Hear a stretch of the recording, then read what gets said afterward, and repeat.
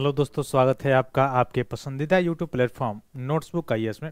दोस्तों, आज हम लोग एक बहुत ही महत्वपूर्ण आर्टिकल के बारे में डिस्कशन करने वाले हैं जो आपके मेंस से रिलेटेड भी है और आपके जो मेंस से रिलेटेड जीएस पेपर 1 में आप देख सकते हैं और साथ ही साथ आप देख सकते हैं जो आपका प्रीलिम्स होता है यहाँ से बिल्कुल ही प्रश्न आता है, ठीक ना।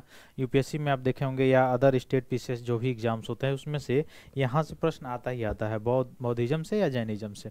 तो जल्द से जल्द जुड़िए और अपने अपने ग्रुप में शेयर कीजिए ताकि हम लोग अपनी डिस्कशन को स्टार्ट करें जल्द से जल्द। तो हालांकि मैं पीछे एक क्लास में इसका पूरा डिटेल्स बताया भी था, लेकिन यह चूंकि उससे थोड़ा सा हट के है तो इसमें हम लोग केवल ये इसके बारे में ही नहीं पढ़ेंगे बल्कि इससे रिलेटेड जो सारी चीज़ें हैं, जो सारे फैक्ट्स हैं, उसको भी हम लोग डिस्कशन करने वाले हैं। तो है क्या मामला है कि जो बौद्ध भिक्षु हैं, ठीक ना, उनके द्वारा बोध गया जो मंदिर है अधिनियम 1949 को ये निरस्त करने की मांग की जा रही है। अब ये क्या मामला है जो बीटीए 1949 का है, बोध गया मंदिर अधिनियम 1949 का जो अधिनियम है, इसको निरस्त करने के लिए आखिर मांग क्यों की जा रही है, क्या है एक्ट, इसके बारे में हम लोग तो जानेंगे ही जानेंगे। साथ साथ ये जानेंगे कि बौद्धिज्म से रिलेटेड क्या है और बौद्ध भिक्षु क्या है, ठीक है, और बौद्ध धर्म कहाँ से कहाँ तक फैला, थेरवाद क्या है, महायान क्या है, ठीक ना। और साथ साथ हम लोग देखेंगे हीनयान, महायान, ये सारी चीज़ें, वज्रयान, ये सभी चीज़ें जो शाखाएं हैं इनके बारे में भी हम लोग देखने का प्रयास करेंगे, ठीक ना। तो जल्द से जल्द जुड़िए और अपने अपने ग्रुप में शेयर कीजिए ताकि हम लोग अपने आर्टिकल को डिस्कशन करें, ठीक। तो देखिए शुरू करते हैं हम लोग। जैसे मुख्य पॉइंट है ये कि अखिल भारतीय बौद्ध मंच जो है वो क्या किया है कि फरवरी 2024 से ही बोध गया मंदिर अधिनियम बीटीए के 1949 का जो एक्ट है उसको निरस्त करने की मांग को लेकर विरोध प्रदर्शन कर रहा है। अभी यह विरोध प्रदर्शन और तेजी से बढ़ा हुआ है। तो क्या है मामला, इसका क्यों विरोध कर रहा है बौद्ध भिक्षु जो संघ है वो क्यों विरोध कर रहा है, इसके बारे में हम लोग तो देखेंगे आगे। पहले हम लोग जानकारी लेते हैं कि बौद्धिज्म आया कहाँ से, कैसे शुरुआत इसकी होती है, किससे रिलेटेड है, फिर यहाँ पे हम लोग आएंगे ये जो हम लोगों का मुख्य टॉपिक है, ठीक है। तो पहले हम लोग देखते हैं जो जो एग्जाम से रिलेटेड सारी चीज़ें हैं उसको देखते हैं। तो एग्जाम से रिलेटेड जो सारी चीज़ें होती हैं उसको हम लोग पहले देखेंगे कि बौद्ध धर्म किससे रिलेटेड है। तो बौद्ध धर्म आप देखे होंगे, बौद्ध धर्म जो है महात्मा बुद्ध का धर्म, मुख्य रूप से महात्मा बुद्ध का जन्म जो होता है कब होता है, 563 ईसा पूर्व में होता है, ठीक है। ये तो आपको पता ही होगा 563 ईसा पूर्व में होता है। अब 563 ईसा पूर्व, अच्छा ईसा पूर्व जानते हैं ना, बीसी, बिफोर क्राइस्ट, कहीं के बीसीई भी लिखा होगा, ठीक है, बिफोर क्राइस्ट इरा, ठीक है। यानी ईसा मसीह के जन्म से पहले के जो एरा होता है उसको बीसीई कहा जाता है, ईसा पूर्व कहा जाता है, ठीक ना। यानी 563 ईसा पूर्व की बात हो रही है। यह किस समय की बात हो रही है, जिस समय आपके 16 महाजनपद में हर्यक वंश का शासन चलता था, उस समय की बात चल रही है। आगे हम लोग अभी डिस्कशन करेंगे। तो महात्मा बुद्ध का जन्म होता है 563 ईसा पूर्व में। अभी 563 ईसा पूर्व में जब जन्म होता है इनका तो शाक्य गणराज्य में होता है, ठीक ना। कहाँ पे, शाक्य गणराज्य में। और ये शाक्य गणराज्य किससे संबंधित था, तो ये शाक्य गणराज्य जो है बज्जी महाजनपद जो था, बज्जी महाजनपद, इससे संबंधित था। अभी हम लोग महाजनपद के बारे में देखेंगे भी। उस समय 16 महाजनपद हुआ करते थे जिस समय बौद्ध के मुख्य रूप से महात्मा बुद्ध का जन्म हुआ था। अर्थात इनका बचपन का नाम क्या था, तो उस समय तो बुद्ध नाम नहीं था इनका नाम था क्या, सिद्धार्थ, ठीक है। तो उस समय इनका नाम क्या था, सिद्धार्थ था। तो सिद्धार्थ का जन्म कब हुआ था, 563 ईसा पूर्व में, यानी बीसीई, बिफोर क्राइस्ट ईसा में हुआ, ईरा में हुआ था। और कहाँ, बज्जी महाजनपद से रिलेटेड नेपाल के लुम्बिनी नामक ग्राम में हुआ था। कहाँ पे, नेपाल के लुम्बिनी नामक जो गांव है वहां पे हुआ था, उससे रिलेटेड था, ठीक ना, इनका जन्म, ठीक है। तो यहाँ पे इनका जन्म हुआ था महात्मा बुद्ध का। अब ये किस गणराज्य के अंतर्गत आता था, बज्जी गणराज्य। इनके खुद पिताजी जो थे, ये शाक्य गणराज्य के जो थे वो क्या थे, मालिक थे, ठीक ना। तो महात्मा बुद्ध का जन्म ये इस समय हुआ था। अब इनकी जो है शादी जब होती है, शादी होने के बाद 29 ईयर्स जब होता है इनका एज, 29 वर्ष, तो इनका एक पुत्र होता है। हालांकि यहाँ से प्रश्न तो पुनः ही पूछेगा, पुत्र का नाम राहुल होता है, ठीक ना। तो 29 वर्ष के एज में वो क्या करते हैं, गृह का त्याग कर देते हैं। अपने घर का त्याग कर देते हैं। ये सारी चीज़ें कहानी आप सुने होंगे, इसलिए मैं और डिटेल्स में नहीं जा रहा हूँ, क्योंकि वहाँ से प्रश्न तो आता नहीं है कौन क्या था कौन। तो ये हम लोग देखेंगे कि 29 वर्ष की उम्र में अवस्था में वो क्या करते हैं, गृह का त्याग कर देते हैं। अब गृह का त्याग करते हैं तो 6 वर्ष भटकते हैं, 6 वर्ष क्या करते हैं, भटकते हैं। और भटकते भटकते कहाँ पहुँचते हैं, पहुँचते हैं एक जगह जो आप जानते होंगे बोध गया के नाम से। ठीक है, पहले उसका नाम क्या था, गया, अब बाद में इस समय जो है नाम क्या हो गया, गया हो गया। तो बोध गया पहुंचते हैं और वहां पे बैठ के पीपल के वृक्ष के नीचे, कहाँ पे, पीपल के वृक्ष के नीचे। और कौन सी नदी थी, याद करके बताइए कौन सी नदी थी उस समय, तो उस नदी का नाम था निरंजना नदी। आज भी वो नदी है वहां पे, तो निरंजना नदी या फल्गु नदी भी उसको कहा जाता है। क्या कहा जाता है, फल्गु नदी। तो फल्गु नदी या निरंजना नदी के तट पे क्या करते हैं, वो तपस्या करते हैं। और कितने दिनों तक, लगभग 49 दिनों तक, याद रखिएगा कितने दिनों तक, 49 डे तक क्या करते हैं, तपस्या करते हैं। ठीक है, और तब जाके उनको क्या होता है, यहाँ पर पीपल के वृक्ष के नीचे उनको क्या होता है, उनको होता है ज्ञान की प्राप्ति, ज्ञान की प्राप्ति। तो कितने वर्ष की अवस्था में उनको ज्ञान की प्राप्ति हो गई, 29 वर्ष की अवस्था में। तो गृह का त्याग कर दिए थे, 6 वर्ष वो भटकते हैं और फिर से जाके 49 दिन तक तपस्या करते हैं, तब उनको क्या होता है, बोध गया में ज्ञान की प्राप्ति होती है। तो ज्ञान की प्राप्ति होती है उनको 35 ईयर्स ओल्ड जब के हो जाते हैं तब, यानी 35 वर्ष के जब हो जाते हैं तो महात्मा बुद्ध को अर्थात सिद्धार्थ को ज्ञान की प्राप्ति होती है। और यहाँ से जब ज्ञान की प्राप्ति हो जाती है तब वो क्या कहलाते हैं, बुद्ध कहलाते हैं। तो वो क्या कहलाते हैं, बुद्ध कहलाते हैं। ठीक है, तो उनका नाम क्या हो जाता है, बुद्ध हो जाता है, महात्मा बुद्ध होता है।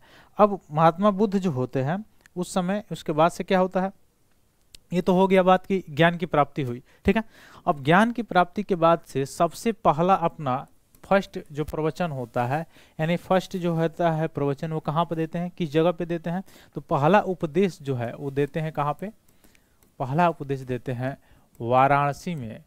और वाराणसी में कहाँ, किस जगह, सारनाथ। ठीक ना, आप जाते भी होंगे तो वहां देखते होंगे। तो सारनाथ में पहला उपदेश देते हैं कौन, महात्मा बुद्ध। ठीक ना, उसके बाद से सबसे ज्यादा बार अगर पूछा जाए, सबसे अत्यधिक दिन कहाँ निवास करते हैं, सबसे अत्यधिक दिन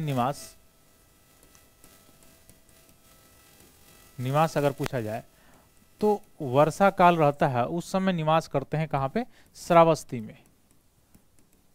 कहाँ पे, श्रावस्ती में, सर्वाधिक समय तक उनका निवास होता है श्रावस्ती में। ठीक है, उसके बाद से अगर इनसे रिलेटेड कुछ और फैक्ट आप देखना चाहें तो इसमें ये पता चलता है कि इनके समय में 16 महाजनपद हुआ करते थे।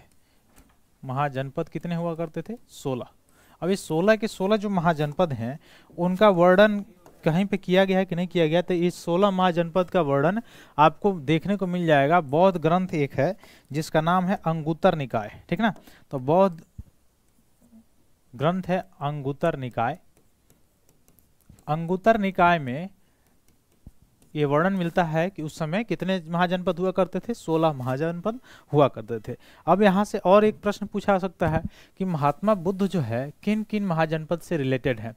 तो एक तो मगध हो गया, ठीक है, दूसरा आप देख सकते हैं कौन सा, बज्जी हो गया, तीसरा आप देख सकते हैं कौशल हो गया, और चौथा आप देख सकते हैं वो कौन सा हो गया, कौशल के बाद से मगध हो गया, कौशल हो गया, फिर से आपका कौन सा हो गया, मगध, बज्जी और कौशल, उसके बाद से बताइए। तो ये 3, ठीक ना, तो 3 महाजनपद से रिलेटेड है कौन, महात्मा बुद्ध। यहाँ से प्रश्न पूछा जा चुका है। तो 16 महाजनपद उस समय हुआ करते थे, किसमें, अंगुत्तर निकाय में, इसका वर्णन है। ठीक, अब इनकी मृत्यु कब होती है, 483 ईसा पूर्व में इनकी क्या हो जाती है, डेथ हो जाती है। 483 ईसा पूर्व में महात्मा बुद्ध की डेथ होती है। कहाँ पे होती है, आज के समय का यूपी का जो कुशीनगर है, एक जिला है, ठीक ना, तो कुशीनगर में इनका डेथ हो जाता है, मृत्यु हो जाती है। उस समय कुशीनगर का नाम क्या था, कुशीनारा था।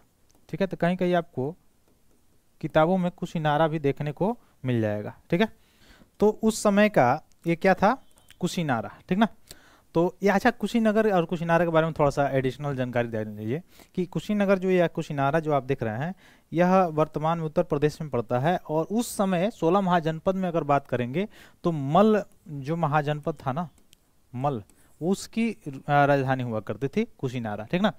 अब यहाँ पे यह एक दो, यहाँ महाजनपदों में दो महाजनपद ऐसे थे जो उस समय क्या थे, गणराज्य थे, ठीक ना, लोगों के द्वारा चुने जाते थे, ठीक। तो इसमें इसका वो नाम आता है, ये यहाँ पे क्वेश्चन में लिखा हूँ, ठीक ना, इस चीज को। तो कुशीनगरा में उनका डेथ हो जाता है। अच्छा, जब डेथ होता है 483 ईसा पूर्व में, उसको क्या कहा जाता है बुद्ध धर्म में? तो बौद्ध धर्म में कहा जाता है उसको महापरिनिर्वाण, महापरिनिर्वाण कहा जाता है।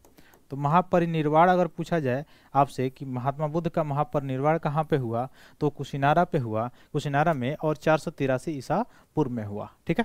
इस चीज को याद रखिएगा। उसके बाद से क्या होता है, 483 ईसा पूर्व में, और जब ज्ञान इनको प्राप्त होती है उसको क्या कहा जाता है, और जब उपदेश देते हैं तो उपदेश देने को क्या कहा जाता है, महाभिनिशीक्रमण, महाभिनिशीक्रमण कहा जाता है, ठीक है। इस चीज को याद रखिएगा। आगे चलिए। और जब इनको ज्ञान की प्राप्ति होती है यहाँ पे 35 वर्ष की अवस्था में, तो इसको कहा जाता है धर्म चक्र परिवर्तन, धर्म चक्र परिवर्तन। तो धर्म चक्र परिवर्तन मतलब उनसे के ज्ञान से संबंधित है, और महाभिनिष्क्रमण मतलब जो उपदेश देते हैं। और फिर से आपने देखा कि जो उनकी डेथ हो जाती है उसको क्या कहा जाता है, तो उसको कहा जाता है महापरिनिर्वाण, ठीक ना। अब डेथ के बाद होता क्या है कि 483 ईसा पूर्व में, उस समय क्या होता है, ठीक उसी समय शासन किसका चल रहा होता है, तो शासन चल रहा होता है बौद्ध, उस समय शासन चल रहा होता है महाजनपद में, मगध में, किसका, हर्यक वंश का। और हर्यक वंश का पहला शासक कौन था, तो वह था आपका बिंबिसार, ठीक है। तो आपसे ये भी प्रश्न पूछा जा सकता है कि किसके किसके समकालीन थे, तो बिंबिसार का लड़का कौन हुआ, अजातशत्रु। अजातशत्रु जो है अपने पिता को मारकर और तब गद्दी प्राप्त किया था, लेकिन ये क्या था, बौद्धिज्म था, ठीक ना, बौद्ध धर्म अपना लिया था। तो अजातशत्रु और बिंबिसार ये इनके क्या थे, समकालीन थे। अब अजातशत्रु के समय ही 483 ईसा पूर्व में क्या हो जाती है, डेथ हो जाती है महात्मा बुद्ध की, महापरिनिर्वाण हो जाता है। और उसी समय एक क्या किया जाता है, इसके द्वारा मुख्य रूप से अजातशत्रु के द्वारा, उस समय राजधानी जो हुआ करती थी मगध की, वो कहाँ पे हुआ करती थी, तो मगध की राजधानी उस समय होती थी राजगिरी, ठीक ना। तो अजातशत्रु जी के द्वारा इस समय क्या किया गया था, बौद्ध सम्मेलन बुलाया गया था। तो जिस समय उनकी डेथ हुई उसी समय 483 ईसा पूर्व में क्या हुआ, आप देख सकते हैं, प्रथम बौद्ध संगीति का आयोजन कराया जाता है अजातशत्रु के द्वारा। और 21 वंश के शासक थे, हर्यक वंश के, ठीक है। तो इसमें क्या होता है, जो विनय पिटक होता है, जैसे 3 पिटक हैं इसमें बौद्ध धर्म में, आपने देखा होगा, ठीक है, अभिधम पिटक, विनय पिटक, और कौन सा एक बताइए, तो अजातशत्रु। फिर सेकेंड बौद्ध संगति होती है ठीक 100 वर्ष बाद, कहाँ पे, 383 ईसा पूर्व में, वैशाली में, कालाशोक के शासनकाल में, शिशुनाग वंश का जो शासक हुआ करता था। फिर थर्ड बौद्ध संगति होती है 350 ईसा पूर्व में, पाटलिपुत्रा में, अशोक के शासनकाल में। जैसे आपको पता है कि शुरुआती दौर में अशोक थोड़ा क्रूर शासक था, बाद में उसने बौद्धिज्म को जो है अपना लिया, जब कलिंग पर विजय प्राप्त किया, कलिंग युद्ध हुआ उसके बाद, ठीक है। तो मौर्य वंश का शासक अशोक जो है तृतीय बौद्ध संगति कराया पाटलिपुत्रा में। चतुर्थ बौद्ध संगति जो हुई थी वो प्रथम शताब्दी में हुई थी, और कश्मीर के कुंडल वन में हुई थी, ठीक है। कौन सा शासक था, कुषाण वंश का शासक था कनिष्क। तो कुषाण वंश का शासक जो कनिष्क था, उसके शासनकाल में हुआ था चौथी बौद्ध संगति, ठीक है। अब इसी समय बौद्धिज्म था वो 2 भागों में बट गया। वो कौन कौन से भाग थे, एक तो भाग हो गया हीनयान और दूसरा हो गया महायान। तो हीनयान और महायान 2 शाखाओं में विभाजित हो गया बौद्ध धर्म, किसके शासनकाल में, कनिष्क के शासनकाल में, और चतुर्थ बौद्ध संगति हुआ था, ठीक है। अब पीपल के वृक्ष के नीचे मैं अभी बता रहा था उनको ज्ञान की प्राप्ति हुई थी, किनको, महात्मा बुद्ध को। तो 35 वर्ष की अवस्था में जिस पीपल के वृक्ष के नीचे उनको ज्ञान की प्राप्ति हुई थी, वहीं पे बनाया गया है बोधि मंदिर, ठीक है। उसी से रिलेटेड विवाद है, ठीक ना। अब उस पीपल के वृक्ष को जो है शशांक जो था, शैव शासक शशांक जो था उसने क्या किया था, कटवा दिया था। इवन पाल शासक जो थे वो भी इसका संरक्षण किए थे। तो शैव शासक जो शशांक था उसको कटवा दिया था उस पेड़ को। तो इस समय जो प्रेजेंट में जो पेड़ आपको दिखाई दे रहा होगा वहाँ पे जा रहे होंगे पीपल का वृक्ष, वह वाला पीपल का वृक्ष नहीं है जिसके नीचे बैठ कर महात्मा बुद्ध को ज्ञान की प्राप्ति हुई थी, ठीक है। क्योंकि उसको क्या करवा दिया गया था, शशांक के द्वारा मतलब कटवा दिया गया था, ठीक ना। हाँ, शैव शासक था शशांक, तो इसलिए उसने कटवा दिया, ठीक। तो इसको याद रखिए। अब इसमें हीनयान और महायान में परिवर्तित हो गया। अब हीनयान महायान चतुर्थ बौद्ध संगति में जब परिवर्तन हुआ तो हीनयान का मतलब महात्मा बुद्ध के जो पुरानी सारी चीजें हैं, रूढ़िवादी जो सारी चीजें हैं, मतलब रूढ़िवादी का मतलब ये हुआ कि हीनयान जो मानता है वही चीजें मानता है, फॉलो करता है जो महात्मा बुद्ध से रिलेटेड उसी तरह से है, उसमें कोई नया वर्जन ऐड ऑन नहीं किया है, ठीक है। यानी उनके चित्र को, ये सारी चीजों को नहीं पूछता है, ठीक वैसे भिक्षुओं के जैसे सारी जीवन व्यतीत करता है। लेकिन महायान जो है वह उनकी मूर्तियों की पूजा, या आप उसको देख सकते हैं जो बोधिसत्व की जो कहानी है, ये सारी चीजें महायान से रिलेटेड है, ठीक है। इवन ये फिर दो भागों में बट गए, ठीक है। फिर से आप देखेंगे वज्रयान और थेरवाद में, ठीक है। तो यहाँ से तिब्बत भी गया, यहाँ से जापान में भी गया, श्रीलंका में भी गया बौद्ध धर्म, ठीक। इवन जो साउथ ईस्ट एशिया है वहाँ पर भी गया था, ठीक है। तो ये सारी चीजें हम 16 महाजनपद देख सकते हैं आप कहाँ कहाँ से रिलेटेड है। तो ये देखिए यावंती है, फिर से ये चेदी है, फिर मगध है, काशी है, फिर मल्ल है, कौशल है, ठीक। फिर यहाँ अंग है, फिर आप देख सकते हैं बज्जी है। तो ये जो ये मगध वाला क्षेत्र था, इस समय अजात शत्रु के समय यह क्या कर दिया, अजात शत्रु जो काशी को और कौशल को इसमें मिला लिया, पूरा इसमें मतलब मगध में मिला लिया था और बड़ा कर लिया। चंद्रगुप्त मौर्य के शासन में आते आते 16 महाजनपदों में सबसे बड़ा महाजनपद जो हो गया वो कौन हो गया, आपका मगध हो गया, क्योंकि यह उत्तरी पश्चिमी जो सीमा है वहां तक वह अपने साम्राज्य को फैला लिया था, ठीक है। और नंद वंश का अंतिम शासक घनानंद को पराजित करके उसने क्या किया था, चाणक्य की सहायता से तब मौर्य वंश का नींव रखा था, ठीक। तो इसको याद रखिएगा, ये सारी चीज़ें हैं इसमें रिलेटेड, आपको जो याद कर सकते हैं। बाकी सारी चीज़ों के लिए फिर जो है ये जो आप बेसिक पढ़े होंगे मैंने रिपीट करने के लिए बता दिया। तो बेसिक में थोड़ा सा, क्योंकि बौद्धिज्म थोड़ा सा बड़ा सा पार्ट है तो इतने सारी चीज़ों में कवर तो हो नहीं सकती है, ठीक है। तो चलिए हम लोग देखते हैं क्या विवाद है, क्या सारी चीज़ें हैं उसके बारे में पहले देखते हैं। अब आप समझ गए होंगे कि ये बोधि जो मंदिर है कहाँ पे, बोधगया में है, ठीक ना। और किस नदी के किनारे, निरंजना या फल्गु नदी के किनारे है, ठीक ना। तो इससे रिलेटेड तो यह अधिनियम जो आया हुआ है जो BTA 1949 का, ये क्या कहता है कि मंदिर को देख रेख के लिए 8 सदस्यीय प्रबंधन समिति की स्थापना की गई थी इसमें 1949 में। इसमें हिंदू और बौद्ध समान प्रतिनिधित्व दिया गया, हिंदुओं को भी और बौद्ध के लोगों को भी। लेकिन जिला मजिस्ट्रेट यानी DM को पदेन अध्यक्ष बनाया गया, चाहे वो किसी भी धर्म से रिलेटेड हो, ठीक। फिर चूंकि DM ऐतिहासिक रूप से हिंदू समुदाय से आते थे, इसलिए मंदिर प्रशासन में हिंदू बहुमत थोड़ा सा माना जाता था। तो इसीलिए क्या किया है, इसका विरोध कर दिया। अब आप यहाँ पे समझ पा रहे होंगे, हिंदी समाज से ज़्यादा आते थे इसमें DM वगैरह, इसलिए इसका क्या होता था, विरोध होना शुरू हो गया। बौद्ध संगठन लंबे समय से मंदिर पर पूर्ण, इवन ये सारी चीज़ें भी मान्यता प्राप्त है कि भगवान विष्णु का जो अवतार है उसमें से एक अवतार इनका माना जाता है, जैसे हिंदू धर्म में। तो बौद्ध संगठन लंबे समय से मंदिर पर पूर्ण नियंत्रण की मांग कर रहे थे, ठीक। और बौद्धिज्म कोई नया नहीं है, बल्कि हिंदू धर्म से ही एक नया धर्म का सृजन हुआ, ठीक। अब देखिए विवाद क्या है। तो सम्राट अशोक ने 3री शताब्दी ईसा पूर्व में बोधगया में मूल मंदिर का निर्माण कराया था, जो आज आपको दिखाई दे रहा है। पाल वंश तक बौद्ध धार्मिक केंद्र बना रहा, ठीक है। और उससे पहले जो शशांक था उसने उसको कटवाया था, मैंने बताया ही पहले। तो मध्यकाल में अगर देखा जाए 13वीं शताब्दी में, तो बख्तियार खिलजी, आपको पता है बख्तियार खिलजी का नालंदा विश्वविद्यालय को इसने उजाड़ा था, लाइब्रेरी को।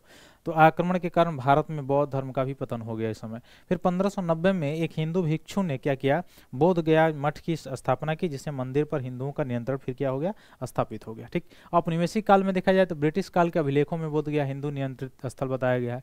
स्वतंत्रता के बाद, स्वतंत्र जब हो गया भारत, उसके बाद 1949 में बिहार विधानसभा ने मंदिर प्रबंधन को औपचारिक बनाने के लिए BTA क्या किया था, पारित किया था, ठीक है। एक चीज यहाँ पे फैक्ट में बताना चाह रहा हूँ, याद कर लीजिएगा।